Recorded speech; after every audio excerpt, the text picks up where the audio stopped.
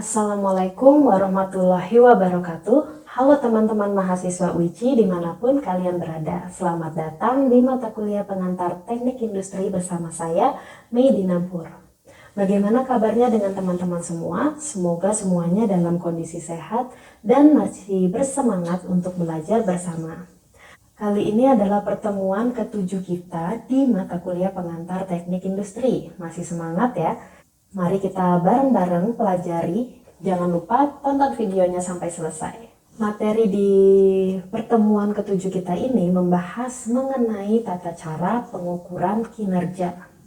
Salah satu dari aktivitas terpenting dari disiplin teknik industri yaitu perancangan dan pengukuran kerja. Work, Design, and Measurement.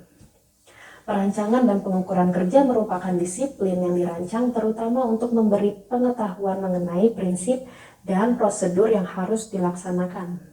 Tujuan dari perancangan dan pengukuran kerja untuk mengetahui hal-hal yang berkaitan dengan efektivitas dan efisiensi kerja. Perancangan tata cara dan pengukuran kinerja membahas perancangan stasiun kerja dan prosedur-prosedur yang diperlukan untuk melakukan pengukuran kerja. Di dalam perancangan stasiun kerja yang efektif dan efisien, serta tidak boleh dilupakan faktor aman, sehat, dan nyaman. Hal-hal pokok yang akan dipelajari di sini akan berkaitan dengan prosedur-prosedur yang harus ditempuh di dalam pelaksanaan kerja, terutama menyangkut metode atau tata cara kerja. Gerakan-gerakan kerja atau motion ataupun metode kerja yang sederhana dan mudah dilaksanakan haruslah dianalisa serta diaplikasikan. Prinsip ekonomi gerakan atau motion economy ataupun penyederhanaan kerja atau work simplification merupakan landasan yang penting di dalam analisis desain kerja dan harus dipikirkan terlebih dahulu sebelum dilaksanakannya pengukuran kerja. Pemahaman dan penguasaan materi studi ini akan memberikan pengaruh besar dalam upaya manajemen untuk menaikkan produktivitas kerja. Tidak kalah penting dari hasil studi akan memberi landasan di dalam pengukuran performansi kerja manusia, serta merealisasikan konsep yang dikenal dengan sistem pengupahan dan pemberian insentif atau bonus kerja, yaitu the fair day's pay for the fair day's work. Besarnya upah ataupun insentif yang diberikan kepada seorang pekerja haruslah cukup layak dan sepadan dengan performance kerja yang telah diberikannya. Work simplification, penyederhanaan kerja, sebagai upaya perbaikan rancangan tata kerja pada hakikatnya untuk mencari cara kerja yang lebih mudah, lebih cepat, lebih efisien, dan menghindari pemborosan-pemborosan material, waktu, dan tenaga. Untuk melaksanakan penyederhanaan kerja dapat dinyatakan dalam 5 langkah sebagai berikut. Yang pertama adalah pemilihan kegiatan yang diperbaiki.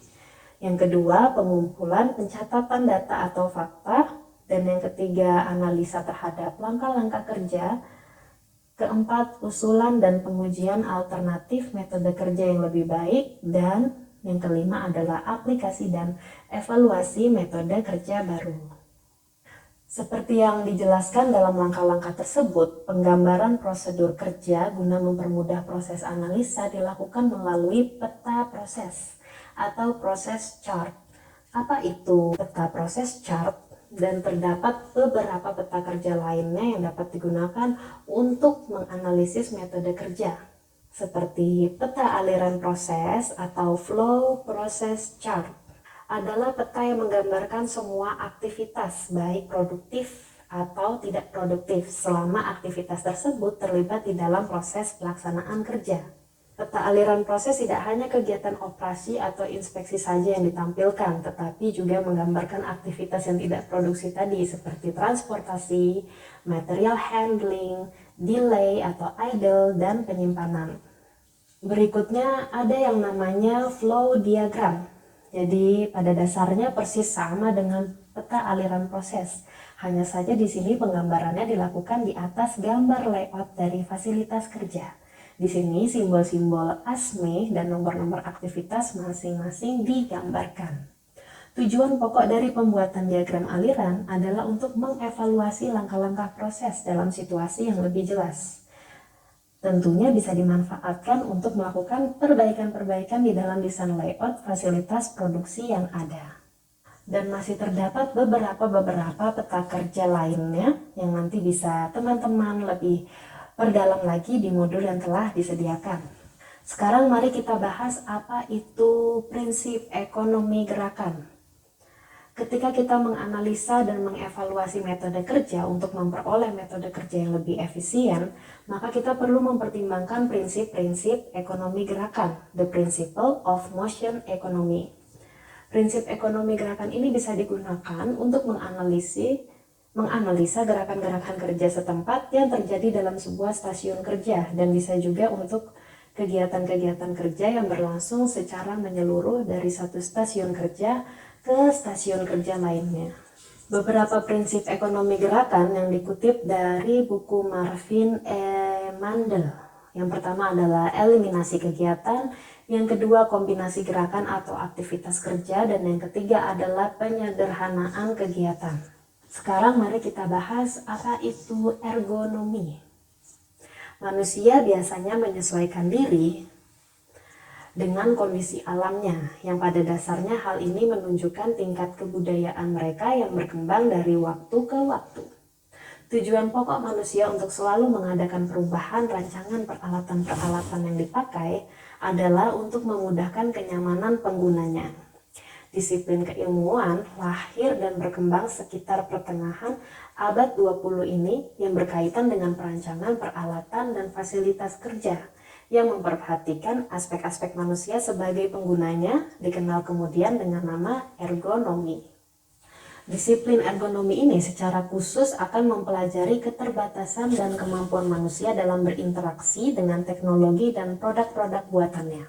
Disiplin ini berangkat dari kenyataan bahwa manusia memiliki batas-batas kemampuan, baik jangka pendek maupun panjang, pada saat berhadapan dengan keadaan lingkungan sistem kerja yang berupa perangkat keras, hardware seperti mesin, peralatan kerja, dan lain-lain.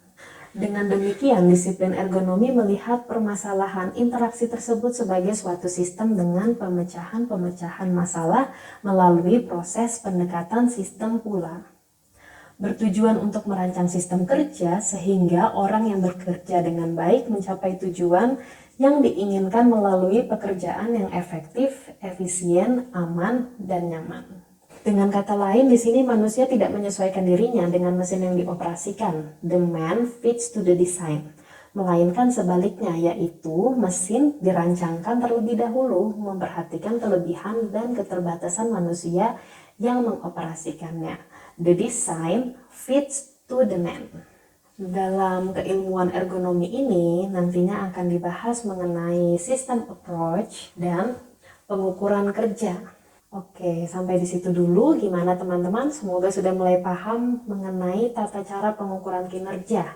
Nanti tolong dibaca modulnya karena di situ akan ada beberapa metode perhitungan untuk melakukan pengukuran kinerja. Tentu saja kita memerlukan perhitungan tentang waktu standar, waktu normal, dan lain-lainnya. Bisa dilihat di modul. Jangan ragu juga untuk mencari informasi dari sumber buku-buku lain. Juga bisa sharing dari experience teman-teman yang memang sudah terjun di lingkungan industri. Kemudian untuk teman-teman juga selalu semangat untuk mengerjakan soal latihan dan tugas-tugas yang telah saya berikan sesuai dengan instruksinya. Sampai jumpa lagi di pertemuan berikutnya. Sehat dan semangat terus untuk tumbuh bersama Wici. Wassalamualaikum warahmatullahi wabarakatuh.